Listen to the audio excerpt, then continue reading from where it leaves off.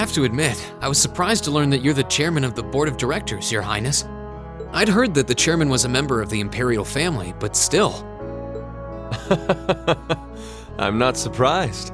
Who would expect the infamous prodigal son to chair a committee at a prestigious academy like Thor's? I suppose it's not surprising they'd rather keep it hushed up, though. It wouldn't exactly be great for the school's image. That's surprisingly forthright coming from you. Is it really true, though? I mean, that you were the one responsible for establishing Class 7, Your Highness? Indeed, I was. You see, it's always been a tradition that a member of the imperial family serves as chairman of the board. At first, I wore the title in name only, but I had a change of heart after my vacation in Liberl 2 years ago. You were in Liberl back then? That would put your visit during the incident that occurred there, correct? Right. All I've done since I returned to Erebonia has been inspired by my experience during the crisis in Liberl. As a result, fruitless though they may prove to be, I've set a number of plans in motion. One of which is to bring the winds of change to Thor's military academy. A gust of fresh air, if you will. Winds of change, huh? I can only assume you're referring to our class? Then the one who decided to throw both commoners and nobles into the same class was... Yes, the idea was mine. Although the selected students also had to have a high aptitude with the Arcus units too.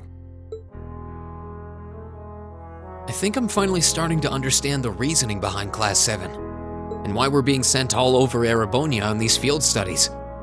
To show us firsthand and give us cause to consider the conflict between the two factions. That is the purpose behind our field studies. Is it not, Your Highness? That is one of the reasons, yes. However, my foremost intention was to show you that during your lives, you will encounter many obstacles and conflicts, not just between factions, but between the capital and the provinces, tradition and technology, even between nations. In these turbulent times, I thought that this would provide the hands-on education today's promising youths need. We need up-and-comers who can think and act independently to face tomorrow's challenges head-on. That makes sense. Wow, that's quite a plan. I can't help but feel a little unsure whether we can live up to such high expectations. Hearing your explanation has, at the very least, cleared up many of the doubts I've had up to this point. Class 7 does seem like an ideal environment to expand one's outlook on life.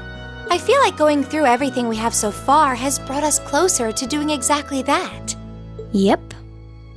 Marvelous. I'm so pleased to hear it. Just listening to you makes me feel even more certain that establishing Class 7 was the right decision. Especially since while the idea itself was mine, I have no real say in how the class is run day to day. Even so, I still hope to meet all of you at least once, if only to tell you all this. That was when Alphen stepped in and offered to set up this little meeting. I see. Well, I could hardly refuse such a sincere request from my brother. But it also presented me a fine chance to finally meet Elise's beloved brother, as I've always wanted to. Your Highness! Thank you for taking the time to tell us all of this, Your Highness. I feel like now that I know, I want to live up to the promise you saw in Class 7. Thing is, am I right in assuming that Class 7 doesn't exist just to fulfill your progressive ideal? What do you... Oh? The board has its chairman, of course, but 3 directors besides. My older brother Rufus, Imperial Governor Karl Regnitz, and Irina Reinford of the Reinford Group. Oh, yeah. Now that you mention it... They do seem to have certain expectations for us. Precisely. As I mentioned, I no longer have anything to do with how Class 7 is run. That authority lies with the directors. As you're keenly aware, Rufus and Governor Regnitz sit on opposite sides of the factional divide. And while Chairman Irina is mostly involved with Class 7's technology, like the Arcus, her intentions are a mystery to me. And it's those 3 who decide where you'll travel for your field studies. Is that right? When you put it that way, it does make it seem like some kind of bargaining is taking place behind the scenes. It was one of the conditions they gave in exchange for allowing Class 7 to be established. I'll admit, I hesitated to allow it, but I decided to place my hopes in you. We believed then, as we still do, that one day you all will be a great light that can push back the darkness of this country. Well, I suppose when I put it that way, it sounds positively heroic. But that's just me. Don't feel too pressured by it. You're students, first and foremost.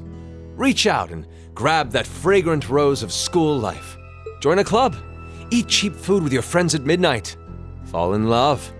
We live but once. Make your youth count. You know, it's weird, but hearing you say that kind of takes a load off my mind.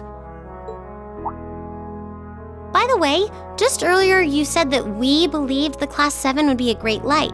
Is there someone else involved with Thor's who shares your vision for our class, Your Highness? There is.